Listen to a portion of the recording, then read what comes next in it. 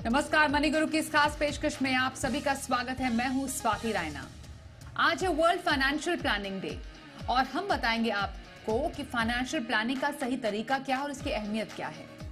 Wealth creation के लिए money management का सही तरीका समझाने के लिए हमारे साथ दो खास एक्सपर्ट हैं, उनका परिचय करा देते हैं। Hemant Rustagi, CEO Wise Invest, और Vishwajeet Parashar, mutual fund expert हमारे साथ हैं। हेमंत जी, विश्वजीत जी, दोनों का स्वागत करते हैं मनी गुरु के आज के इस खास कार्यक्रम में। आज हम उस दिन को सेलिब्रेट कर रहे हैं जिसके लिए हम ये शो दर्शकों तक पहुंचाते हैं, फाइनेंशियल प्लानिंग की अहमियत। यूं तो हर शो में हम इम्पोर्टेंस बताते हैं कि फाइनेंशियल प्लानिंग क्यों जरूरी है। आज हम ये भी समझाने की कोशिश करेंगे कि जरूरी तो है ही फाइनेंशियल प्लानिंग, पर उससे आप छोटे छोटे कदमों से एक बड़ी पूंजी कैसे तैयार कर सकते हैं और वो कौन से छोटे कदम हैं, उसकी हम चर्चा सबसे पहले करने जा रहे हैं। तो ये जो मुनाफे की स्ट्रैटेजी है, इसमें कई पड़ाव आते हैं और इन पड़ावों को आपको कैसे समझना है, उसकी हम शुरुआत करने वाले हैं। हेमंत जी, सबसे पहले जब एक खर्च और बचत का हम खाका तैयार करते हैं, घर के लिए भी हम एक बैलेंस शीट पे लिखते हैं कि हमारे महीने के खर्च कितने हैं, फिर हमारी बचत कितनी हो रही है और फिर हमें कितना निवेश करना चाहिए। तो फाइनेंशियल प्लानिंग के लिए जो एक बजट बनाना होता है, बेसिकली उसकी सही ढंग से शुरुआत कैसे की जानी चाहिए? देखिए सॉरी, सबसे पहले तो मैं कहना चाहूंगा कि जब हम अपने सेविंग प्रोसेस की बात करते हैं या अपने इन्वेस्टमेंट प्रोसेस की बात करते हैं तो उसमें बजटिंग एक बहुत ही इंपॉर्टेंट एस्पेक्ट है उसका। क्योंकि अगर हम बात करते हैं फाइनेंशियल प्लानिंग की, अगर हम बात करते हैं इन्वेस्टमेंट सक्सेस की over a longer period of time, तो कहीं ना कहीं हमें एक फाइनेंशियल डिसिप्लिन की जरूरत होती है। और बजटिंग जो है वो कहीं ना कहीं आपको मदद करता है कि आपके इस पूरे प्रोसेस में एक फाइनेंशियल डिसिप्लिन आ जाए। तो जैसा आपने कहा कि ये किस तरीके से हम करें, देखिए क्या होता है जब आप बजटिंग करने बैठते हैं तो उसके दो इंपॉर्टेंट एस्पेक्ट होते हैं।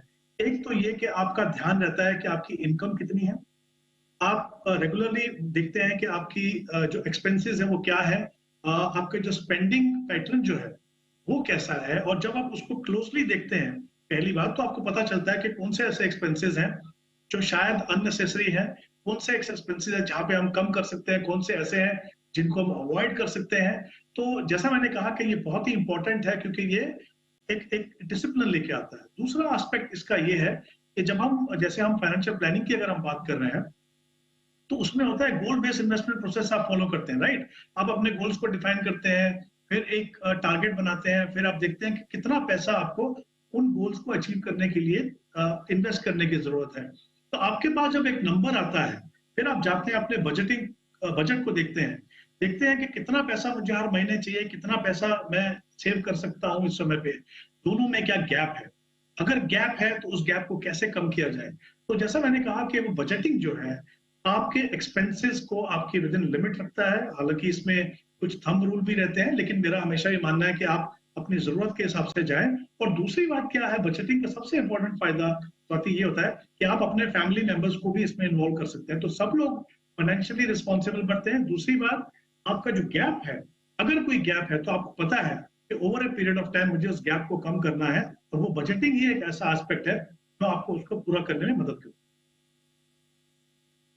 तो हेमंत जी ने जैसे बताया कि बजट एक तरीके से अनुशासन लाने का काम करता है आपके एक्सपेंसेस पर, आपके बचत पर, आपके निवेश पर। तो इससे आपको आइडिया हो जाता है कि आपकी सही स्थिति है क्या। तो विश्वजीत जी, इसी में अगर हम जोड़कर आपसे पूछें कि एक महीने के बजट में आइडियली किसी को कितना खर्च करना चाहिए, कितना अपने लाइफस्टाइल पर खर्च करना चाहिए। खर्चों से मेरा पहले मतलब था जरूरी खर्चे, फिर अपने लाइफस्टाइल पर आपको स्पेंड करना चाहिए, और फिर कितना निवेश करना चाहिए। क्या इसको हम एक रूल में डाल सकते हैं? जी बिल्कुल स्वाति। सबसे पहले तो मैं ये कहूंगा कि फाइनेंशियल प्लानिंग हमारे देश के लिए बहुत इंपॉर्टेंट है, क्योंकि बहुत सारे लोग ऐसा फील करते हैं कि ये बहुत रिच लोगों के लिए है। तो ये हर एक के लिए है जिसको अपने फाइनेंशियल गोल्स को अचीव करना है, और ये एक रोड मैप है और एक रास्ता है कि आपके जो गोल्स हैं उसको कितने जल्दी और कितने आराम से आप अचीव कर सकते हैं। अब वॉरेन बफेट जो वर्ल्ड के सबसे रिचेस्ट इन्वेस्टर हैं, उन्होंने एक बात कही बड़ी अच्छी कि आपको जो इनकम मिलती है, सबसे पहले हम लोग क्या करते हैं, आमतौर पर उसको खर्च कर लेते हैं और जो बच जाता है उसको सेविंग या इन्वेस्ट करते हैं। होना क्या चाहिए कि जो भी आपको इनकम आई है, सबसे पहले आपको अपने गोल्स के लिए जो सेव करना है, पहले वो उसको इन्वेस्ट कर लें और जो बच जाए उसको खर्च करें। तो ये एक अगर छोटा सा चेंज हम लेके आते हैं तो हम अपने गोल्स के बहुत जल्दी करीब पहुंच जाएंगे। और क्वांटिफाइबल गोल्स होने चाहिए, जैसा हेमंत ने बताया कि बहुत सारे लोग back of the mind goals को रखते हैं कि बच्चे की पढ़ाई करनी है, पैसा जोड़ना है, रिटायरमेंट है, अभी तो बहुत टाइम है, देखते बहुत समय है, देखेंगे आने वाले समय में देखेंगे क्या करना है। तो ये एक बहुत गलत अप्रोच है। तो आपको जो भी आपके फाइनेंशियल गोल्स हैं उसको आप अपने कागज पे लिखिए और उसको क्वांटिफाई करिए और उसको कैसे अचीव करना है, फिर आप नेक्स्ट स्टेप स्ट्रैटेजी ले सकते हैं। तो सबसे पहला स्टेप जो आपने एक फॉर्मूले में स्वाति बताया, वो ऐसे कर सकते हैं, जो बड़ा पॉपुलर थंब रूल है, वो है 50-30-20 रूल ऑफ 50-30-20। 50% जो भी आपकी इनकम है वो आपको जो मस्ट हैव्स है, जो आपकी ग्रोसरी है या बिजली का बिल है या बच्चों की पढ़ाई है, उस पे आपको इन्वेस्ट करना है, खर्च करना है। जो बाकी 30% है, जैसे कि आज की जनरेशन जैसे सोचती है कि जिंदगी ना मिले दोबारा, तो इंजॉय भी करना है आज की लाइफ में, यानी कि सारी फाइनेंशियल प्लानिंग के लिए, गोल्स के लिए सेव करते रहे। तो 30% जो है वो आपको, जैसे आईफोन खरीदना है, ट्रैवल करना है या डिनर के लिए आप बाहर जाते हैं, तो वो 30% आप उसके लिए रखिए। और जो बचता है 20%, वो आपको फ्यूचर गोल्स के लिए, जो भी आपके बच्चों की पढ़ाई है या रिटायरमेंट जैसे गोल्स हैं, उसके लिए मिनिमम 20% सेव करना चाहिए। हालांकि मेरी सलाह हमेशा ये रहती है कि आपकी जो भी इनकम है, कम से कम 30% मिनिमम, जो इन हैंड सैलरी है या इन हैंड जो इनकम आती है, वो आपको 30% कम से कम सेव करनी चाहिए, और सेव नहीं, इन्वेस्ट करनी चाहिए, ताकि आप अपने गोल्स के करीब पहुंच पाए। बिल्कुल। तो बजट प्लानिंग कैसे करें, हेमंत जी और विश्वजीत जी से हमने समझा। डिसिप्लिन लाता है, और एक अगर आप किसी एक रूल के तहत भी चले, वो रूल आप पे भी डिपेंड कर सकता है, लेकिन कोशिश कीजिए जो आपके खर्चे हो वो आपके बचत से बहुत ज्यादा ना हो जाए, ओवर स्पेंडिंग ना हो जाए। उस हिसाब से आप अपने लिए अपना रूल भी तय कर सकते हैं। अब इसमें हम जरा आते हैं थोड़ा पर्सनल फाइनेंस के एंगल से, हेमंत जी, डाइवर्सिफिकेशन की तरफ। अब जब हम निवेश की शुरुआत करते हैं, हमें चाहिए कि हमें हर एक एसेट क्लास का ज्यादा से ज्यादा फायदा मिले, और उसमें डाइवर्सिफाई करना बेहद ज्यादा जरूरी हो जाता है। तो हर एक एसेट क्लास में निवेश का एक फॉर्मूला क्या हो सकता है, किस आधार पर हमें एसेट क्लास में डाइवर्सिफाई करना चाहिए? सबसे पहले तो मैं कहूंगा कि जो डाइवर्सिफिकेशन है, अगेन हमारे इन्वेस्टमेंट प्रोसेस का बहुत ही इंपॉर्टेंट एस्पेक्ट है।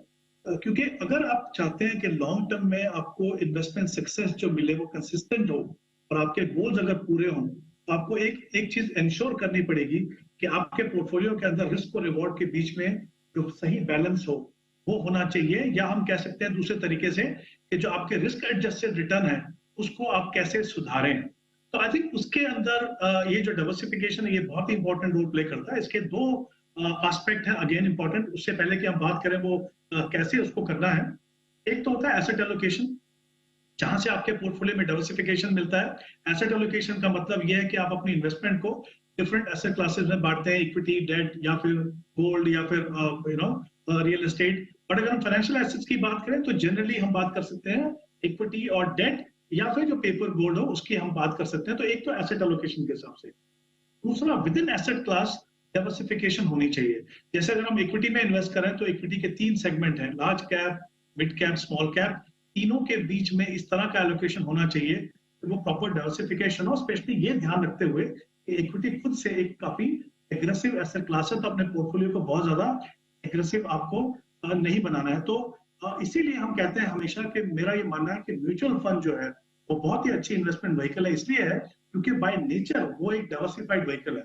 यानी अगर आप 5,000 रुपए भी इन्वेस्ट करते हो किसी इक्विटी फंड में, तो आपका पैसा 10-15 सेक्टर्स, 50-60 स्टॉक्स के अंदर जाता है, जो आप खुद से अपनी इन्वेस्टमेंट में नहीं कर सकते। तो एक तो ये कि डाइवर्सिफिकेशन बहुत ही इंपॉर्टेंट है। दूसरा, ऐसे इसको डिसाइड करें, जैसे अगर बात करते हैं तो अगेन वहां पे भी थंब रूल हो सकते हैं, लेकिन मेरा हमेशा ये मानना है कि आप अगर अपने टाइम होराइजन को डिफाइन कर दें, तो लॉन्ग टर्म में आपका फोकस होना चाहिए इन्फ्लेशन को बीट करना, यानी इक्विटी पे फोकस।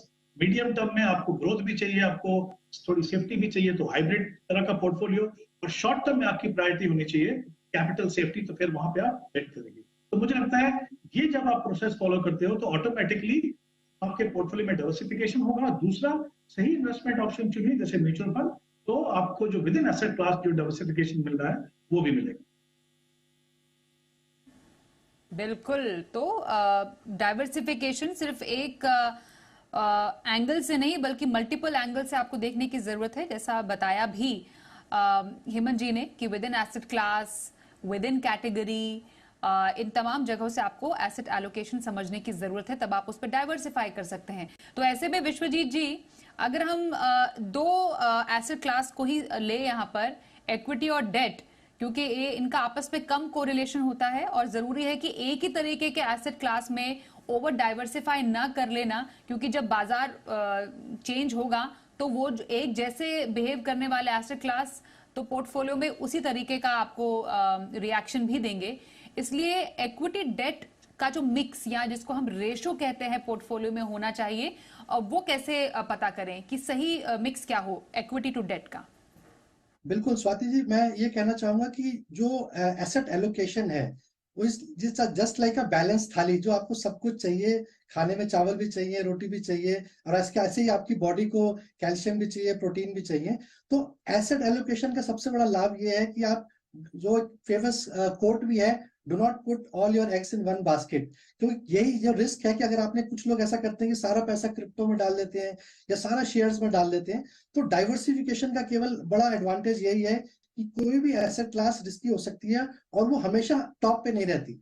अगर हम 40 साल का इतिहास देखें तो कभी गोल्ड ऊपर है, कभी डेट ऊपर है, कभी इक्विटी ऊपर है। तो ये डाइवर्सिफाई करने से सबसे बड़ा लाभ ये है कि एक तो रिस्क कम हो जाता है और आपका पोर्टफोलियो भी पोटेंशियल है कि आप अच्छे रिटर्न्स भी बना सकते हैं। जो एक रेशियो की बात करें तो हम मोटा मोटी ये कह के चलते हैं, थंब रूल वैसे तो हर एक के लिए कस्टमाइज्ड होना चाहिए थंब रूल, क्योंकि हर एक की रिस्क अलग है, हर एक का टाइम होराइजन अलग है इन्वेस्टमेंट्स का, और उनके गोल्स अलग हैं। बट एक मोटा मोटी बेंचमार्क लेके चले तो कहते हैं कि अगर 100 रुपए हैं आपके पास तो 10 रुपए जो है वो हमेशा गोल्ड में होने चाहिए, क्योंकि गोल्ड भी हेज है और एक तरीके से इंश्योरेंस भी है कि इमरजेंसी में आप उसको बेच सकते हैं। तो 10 रुपए गोल्ड में, और 100 माइनस योर एज। अगर आप 50 साल के हैं तो 100 माइनस एज मानी 50 साल, 50% आपका इक्विटी में होना चाहिए।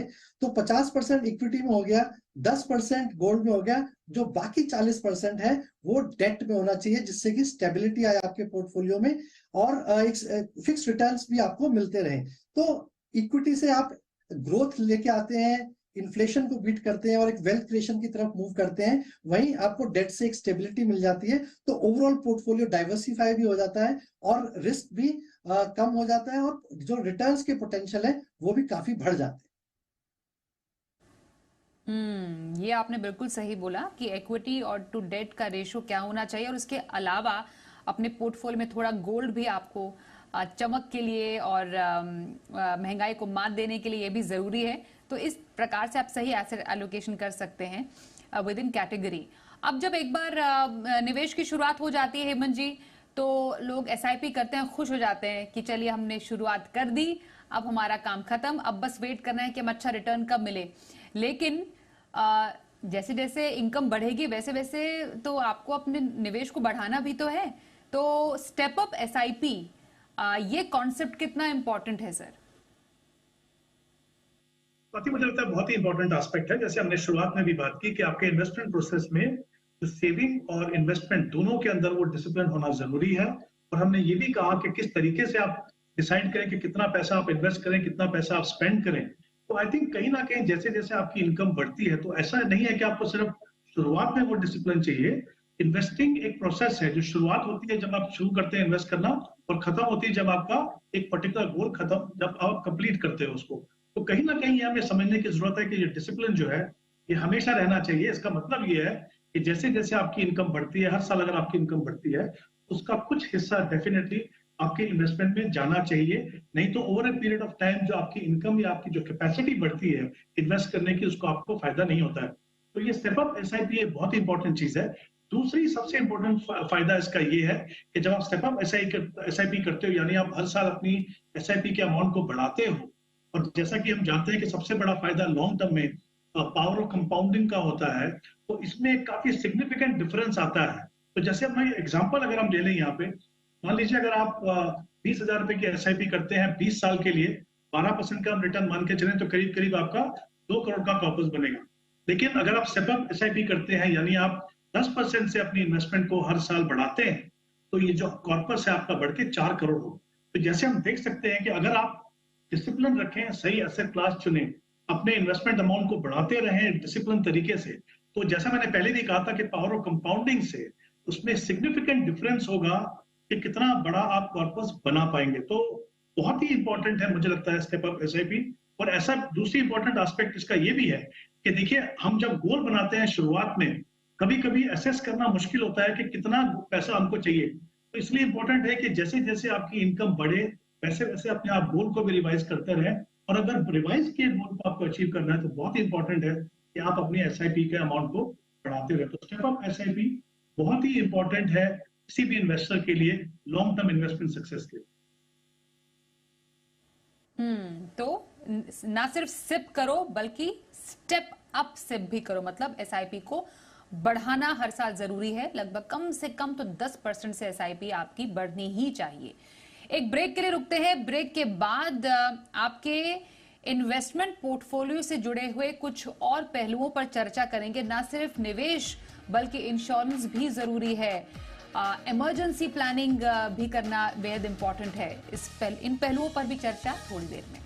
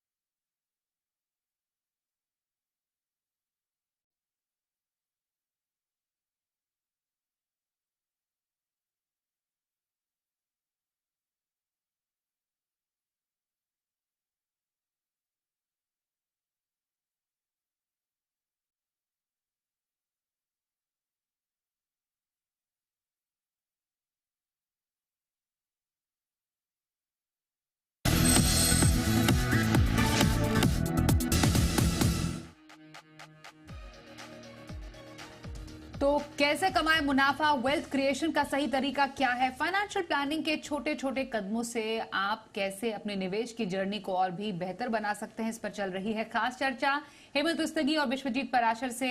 विश्वजीत जी, समझना जरूरी है कि आपने अपना एक पोर्टफोलियो बना तो लिया, सही एसेट एलोकेशन किया, डाइवर्सिफिकेशन का भी खास ख्याल रखा, एसआईपी को भी स्टेप अप कर रहे हैं, तमाम चीजों का ध्यान रखा, लेकिन पोर्टफोलियो को रिव्यू करना, मतलब सब कुछ ठीक चल रहा है कि नहीं चल रहा है, जो आपने एसेट एलोकेशन किया था, इक्विटी और डेट का तालमेल जो आपने बिठाने की कोशिश की थी वो कहीं बिगड़ तो नहीं गया। तो पोर्टफोलियो रिव्यू कब करना चाहिए? देखिए स्वाति जी, नॉर्मली केस में जो भी आपने म्यूचुअल फंड पोर्टफोलियो बनाया है, तो अगर आप साल में एक बार भी रिव्यू करते हैं और कोई डेट फिक्स कर लेते हैं तो वो अच्छा रहता है। लेकिन अगर आपको लगता है कि मार्केट कंडीशंस बहुत ड्रास्टिकली चेंज हुई हैं, आपका इक्विटी एलोकेशन जो था वो ऑलमोस्ट 25-30% बढ़ गया है, या फिर इक्विटी एलोकेशन कम हो गया है मार्केट गिरने पे, तो इस समय पे आपको अपना पोर्टफोलियो रिबैलेंस जरूर करना चाहिए कि अगर इक्विटी एलोकेशन बढ़ गया है तो उसको डेट की तरफ ले जाना चाहिए, वापस उसी एसेट एलोकेशन को फॉलो करना है, क्योंकि अगर हम एसेट चेंज नहीं करेंगे तो रिस्क बढ़ जाता है। ऐसे ही दूसरा समय है कि आपको ये जब भी आप एसेट एलोकेशन कर रहे हैं तो ये पोर्टफोलियो रिव्यू आपको मदद करता है कि कौन से फंड्स आपके परफॉर्म कर रहे हैं, कौन से फंड्स आपके नहीं परफॉर्म कर रहे हैं। तो आप बिल्कुल ट्रैक रख पाएंगे उन इन्वेस्टमेंट्स के ऊपर कि ये फंड मुझे रखना चाहिए क्योंकि ये अच्छा रिटर्न दे रहा है, या ये फंड मुझे परफॉर्म नहीं कर रहा काफी समय से, तो मुझे इससे निकल जाना चाहिए। तो ये भी एक रिबैलेंसिंग के समय आपको पता लग जाता है। और तीसरा सबसे इंपॉर्टेंट है कि आपकी लाइफ चेंज हो रही है। आपके हो सकता है आपके घर में एक नया बच्चा आ गया है, या कोई और एजुकेशन गोल है जो बढ़ गया है, इन्फ्लेशन को देखना है, तो आपकी लाइफ में भी चेंजेस हो रहे हैं। आपकी सैलरी इंक्रीमेंट हो गई है, जैसे कि स्टेप अप बताया था, अभी हमने डिस्कस किया। तो इन सभी तमाम चीजों को नजर करते हुए आपको जब भी रिबैलेंस करें, 6 महीने में या साल भर में एक बार अपने पोर्टफोलियो को जरूर चेक करें। किसी फाइनेंशियल एडवाइजर की सलाह भी ले सकते हैं अगर आप बारीकियों को नहीं समझते हैं, बट लगाकर भूल जाना भी कोई बहुत अक्लमंदी वाली बात नहीं। बिल्कुल। अब कुछ ऐसे पहलुओं की बात करते हैं जिसका ध्यान रखना बेहद ही जरूरी है, इसलिए इमरजेंसी प्लानिंग। हेमंत जी, इमरजेंसी के लिए कितने पैसों की जरूरत पड़ती है यूजुअली, या कितना पैसा रखना चाहिए? स्वाति, आई थिंक बहुत ही इंपॉर्टेंट एस्पेक्ट है, क्योंकि हम बात कर रहे हैं फाइनेंशियल प्लानिंग की। तो मेरा ये मानना है कि आपकी फाइनेंशियल प्लानिंग जब आप शुरुआत करते हैं तो सबसे पहले आपका जो फोकस होना चाहिए वो होना चाहिए रिस्क मैनेजमेंट के ऊपर। रिस्क मैनेजमेंट में बेसिकली आप 2-3 चीजें कवर करते हैं। एक तो आपकी लाइफ का रिस्क या आपकी हेल्थ का रिस्क, यानी ऐसा रिस्क जिससे आपके लिए फाइनेंशियल इंप्लीकेशंस हैं, आपके लिए या बाकी फैमिली मेंबर्स के लिए। तो शुरुआत लाइफ इंश्योरेंस से, हेल्थ इंश्योरेंस से, और तीसरा इंपॉर्टेंट एस्पेक्ट जैसा आपने कहा वो है इमरजेंसी फंड। इमरजेंसी फंड का मतलब ये है कि अगर आपको कोई फाइनेंशियल इमरजेंसी आती है तो आप अपने इन्वेस्टमेंट प्रोसेस को डिस्टर्ब किए बिना आप उस पैसे को यूज करके उस फाइनेंशियल इमरजेंसी को टैकल कर सकते हैं। हमने देखा, पहले भी देखा है हमने कि फाइनेंशियल इमरजेंसीज आती हैं, अनएक्सपेक्टेड एक्सपेंसेस आते हैं। कोविड के टाइम हमने देखा कि ऐसे किस तरह की सिचुएशन हो सकती है जिससे हमारा पूरा फाइनेंशियल जो सेटअप है वो पूरा बिगड़ जाता है। पहले हम मानते थे कि 3 से 6 महीने का पैसा अगर आपके पास वो एक्सपेंसेस के बराबर, तो आपके लिए वो इनफ है। बट मुझे लगता है अब समय आ गया कि उससे ज्यादा अगर आप एक्सपेंसेस का एक इमरजेंसी फंड बनाएं, यानी may be at least 6 to 9 months तो होना ही चाहिए। जो आपके एक्सपेंसेस, और जो मैं एक्सपेंसेस की बात कर रहा हूँ उसमें सारे एक्सपेंसेस इंक्लूडिंग अगर आपका कोई लोन है, उसकी ईएमआई है, वो सब मिला के पहले आप उसको एक जैसे लिक्विड फंड जैसे ऑप्शन में रखिए। जैसे मैंने पहले कहा, सबसे बड़ा फायदा ये है कि आपको अगर कोई इमरजेंसी आती है तो अपने इन्वेस्टमेंट प्रोसेस को डिस्टर्ब किए बिना आप इस पैसे को इस्तेमाल कर सकते हो। तो ये रिस्क मैनेजमेंट, जैसा मैंने कहा, 3 इंपॉर्टेंट एस्पेक्ट आपके फाइनेंशियल प्लानिंग के बहुत ही इंपॉर्टेंट एस्पेक्ट है। इनफैक्ट आपकी शुरुआत जो है इन तीनों से होनी चाहिए। तो इमरजेंसी और इंश्योरेंस प्लानिंग, ये दोनों बेहद जरूरी है आपके पोर्टफोलियो के लिए। और इसमें एक और जो मैनेजमेंट जिसका जिक्र करना बेहद जरूरी है विश्वजीत जी, वो है डेट मैनेजमेंट। मतलब कई बार कई जो लोग होते हैं अपने करियर की बहुत शुरुआत में ही लोन ले लेते हैं, और उसमें भी अनसिक्योर्ड लोन की मात्रा काफी ज्यादा होती है। तो लोन मैनेजमेंट के लिए कितना परसेंटेज एक डिसाइड करना चाहिए किसी को कि इससे ऊपर कर्ज नहीं जाना चाहिए? क्या इसका कोई नियम है?